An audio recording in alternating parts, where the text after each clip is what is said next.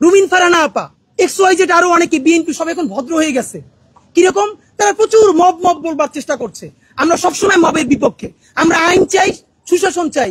32কে বারবার বলা হচ্ছে মব করা হয়েছে।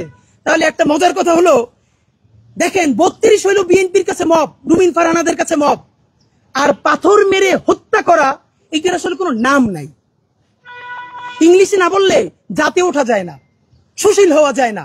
এই জন্য রুমিন ফারহানাদেরকে দেখবেন যে এইটা নিয়ে পাথর মেরে হত্যা করা হচ্ছে প্রকাশ্য দিবালোকে মানুষের সামনে। এইটা কি?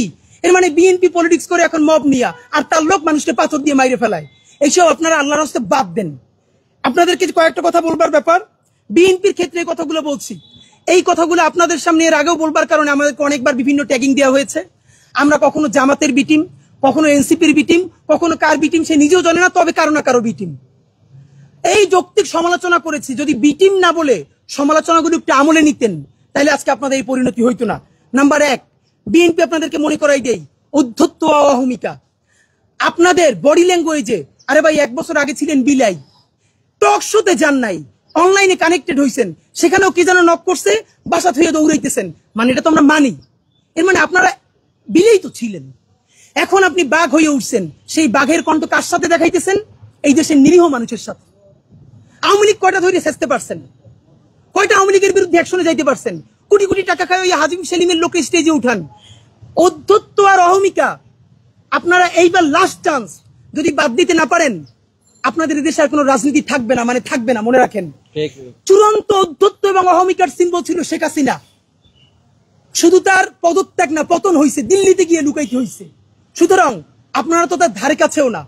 সালাউদ্দিন ভাই থেকে শুরু করে অন্যান্যরা সংস্কার কমিশনে যেই গার্ডস নিয়ে, যেই অ্যাটিটিউডে কথা বলেন, আমরা আহত হই। আমরা আপনাদেরকে শ্রদ্ধা করতে চাই। সালাউদ্দিন ভাই, আপনি গুম ছিলেন। বিএনপির কত মানুষের জীবন মেসাকার হয়ে গেছে, তাদেরকে ইন্টারভিউ করে দেখেন। প্রত্যেকটা মানুষ বিএনপির এই আচরণে, যারা বিএনপির জন্য জীবন দিছে, তারা আহত, তারা কাউরে বলতে পারে না। আমাদের অগণিত বিএনপি কর্মীরা ধরে বলে, ভাই আপনারা যেটা বলেন এইটা শতভাগ সত্য, একটা দলের কাঠামোর মধ্যে আছি, বলতে পারতেছি না, কিন্তু এভাবে নেওয়া যায় না। আপনারা কাদেরকে বুদ্ধিজীবী বানাইছেন? তো এই অধ্যত্ব আর অহমিকা থেকে বের হন। নাম্বার 2, এর কথা না বললেই না, বললে খুব মানে এটা ছোট মনে হয়, তবুও এই যে দুবু দলের নয়ন সাহেব, এর কাজই হইল সম্ভবত উনি বিএনপির থাপড়ানো বিষয়ক সেক্রেটারি। যারে ভাই তার থাপড়ায় কি অ্যাটিটিউড ভাই! বিএনপির বিরাট সমাবেশ, সে হাঁটতেছে, সামনে একজন আইসক্রিম এলা সমানে থাপড়াইতেছে। ওমা কি আনন্দ! স্টেজের সামনে এক ভদ্রলোক তার মাথার উপর থাপ্পড় দিতেছে। ব্যাপার হলো এই যে সে থাপড়াইতেছে, এইটা ভিডিওতে মানুষ মিডিয়ায় দেখতেছে। বিএনপি এইটার বিরুদ্ধে কোনো অবস্থান নিছে? অফিসিয়ালি তারে বলছে যে এরকম থাপড়াথাপড়ি সে কেন করে? সে এইটাকে এনজয় করতেছে। এর মানে হলো বিএনপির বিরুদ্ধে আমরাও যদি বলি, আমাদেরকে এরকম থাপড়ানো হবে। এই থাপড়ানোর ট্রায়াল দিতেছে তারা। এই নয়নেরা যদি এই বিএনপির ফিগার, যারা এখন মানুষটা খালি সমানে থাপড়ায় ডানে বামে তাকাইয়া, তাহলে সেই দলের যারা নীতি আছে, তারা মানুষটা পাথর মারবে না, মারবে কি? চুমা দিয়ে মাইরে ফেলবে মানুষকে। অথচ যা করার তাই করছে। দলের নেতা মানুষকে থাপড়ায় আর তারা পাথর মারে। এখন আমরা জানি এই নয়নদের শক্তি কোথায়। নয়নরা থাকবে নিচে, চাঁদাবাজি করবে, টাকাটা আনবে, টাকাটা আইনা উপরে পাঠাবে কারো না কারো কাছে। তারা হবে ভদ্র সুশীল, তারা মব করবে না, ইংলিশে কথা বলবে।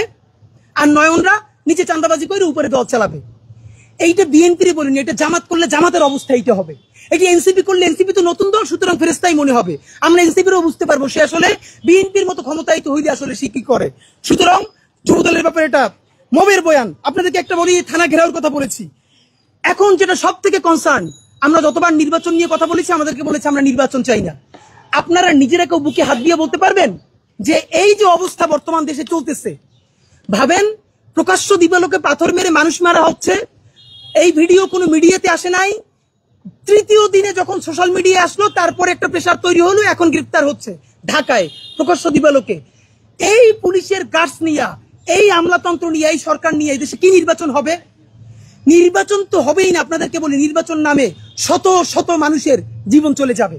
আমাদের ধারণা সেই সিচুয়েশনকে তৈরি করে বাংলাদেশে আরেকটা 111 বা আরেকটা ইমার্জেন্সি তৈরি হবে। অথবা এই যে বিএনপি যেই কারণে নির্বাচন চাচ্ছে, একটা গণতান্ত্রিক পথ, আমার ধারণা তারা এই হোমওয়ার্কটা করে নাই। এই গণতান্ত্রিক পথে নির্বাচন দিয়া, এইরকম হাজার মানুষের জীবন দিয়া, এইখানে আন্তর্জাতিক বিশ্ব পুরো একটা অ্যাপলিটিক্যাল সরকারকে প্রতিষ্ঠা করে দিবে। তখন বিএনপির আর সরকারে আসা লাগবে না, এদেশের মানুষেরও আর ক্ষমতায়িত